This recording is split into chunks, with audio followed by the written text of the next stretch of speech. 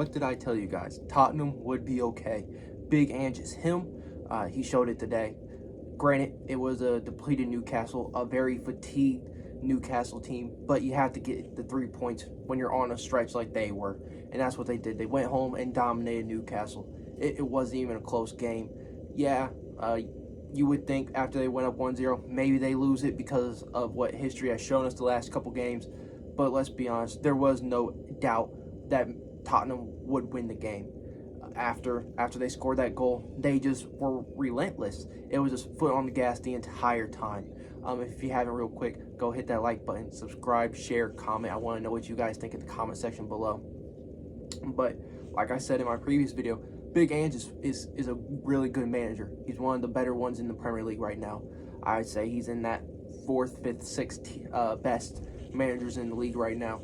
What he's doing with Tottenham is unbelievable. 30 points already, 3 points behind Man City, who are in 4th. You wouldn't have thought this at the beginning of the season, with them losing their best ever player to play for Tottenham Hotspur and Harry Kane, and losing someone who's a guaranteed 20 goals a season is always tough to replace. But today, they put Son back out into the left, something that I said that they should have done earlier in my previous video, and get a striker. That striker today was Richarlison. He played really well today. Have to give him credit where credit's due. I don't think he's a good player, but he showed up today. Helped Spurs get the 3 points that they desperately needed. It wasn't even a close game. Martin Dubravka, he has to be let go. I'm sorry. I thought before the takeover happened that Dubravka was a decent Premier League goalkeeper.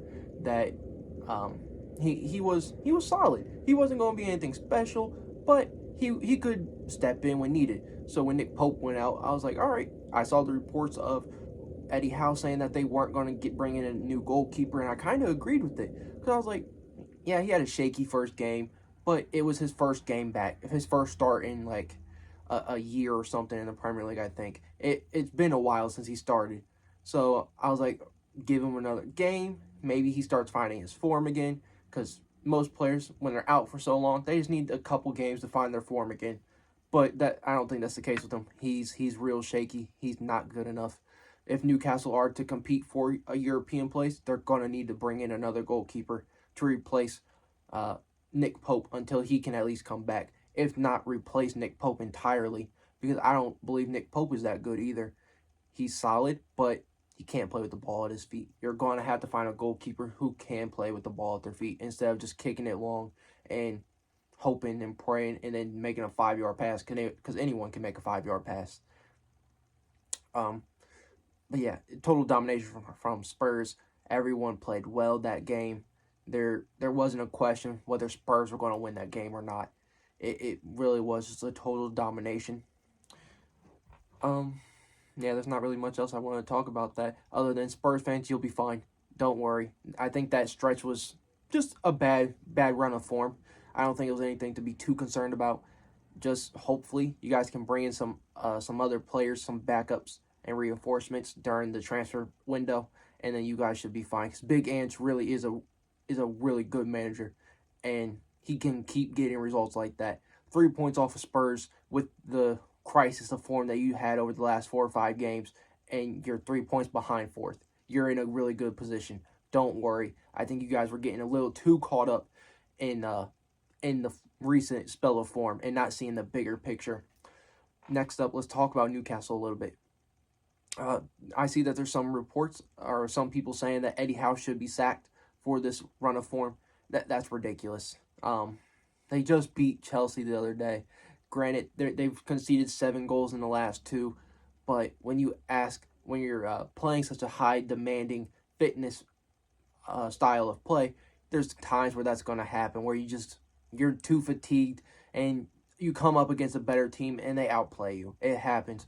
You're without your biggest signing this season in Sandro Tonali. You're going to lose games, especially away from home. This is a really competitive Premier League this season. The most competitive it's been in some years. Any team can beat anybody this season. I know that's usually said about the Premier League, but it's more true this season than in previous years. So, I mean, you're going to lose games, especially when you have players out injured like you do. You got a couple back, but it's not enough. Your squad is really thin. You're going to have to bring in some players during the winter transfer window, more than just a goalkeeper. maybe they use their Saudi contacts to bring in a couple loanees from the Saudi league, or maybe they go out and sign some players from Liga or La Liga like they like to. They don't typically buy in the Premier League market, I don't think. I could be wrong, but I think Anthony Gordon, but that was pretty much it. They brought in Bruno Guimaraes from Ligue 1. Sven Botman was Ligue 1. Isaac was La Liga. So, I mean, they're a good team. Like, let's not get it twisted, but are they top 4? I don't know. And they're definitely going to need more reinforcements, especially with the Champions League that they have. If they are able to somehow get out of that group, I don't think that they will. But if they do, then they're going to need even more reinforcements to compete across all fronts. Sorry. Lastly, let's finish up with Chelsea. Chelsea are in dire need of something. They're pathetic. They're a horrible team. They're shambolic. They're just not good from top to bottom. The ownership isn't good with the way that they're recruiting players. It's just, all right, who's popular today? Do they cost a lot of money? All right, let's go get them. Instead of, is this player good or not? Yes, no. James Madison, you're too old. You're a good player. You can help us win now, but you're too old. Let's go out there and get Carney Chukwuemeka just because he's younger and could develop into something. Instead of, this player is already developed. So, I mean, to place that all on Poch is a bit ridiculous in my opinion. Does he deserve blame? Yes. But when you give him nothing to work with, you're going to struggle. You can't bake a cake with chicken and bacon.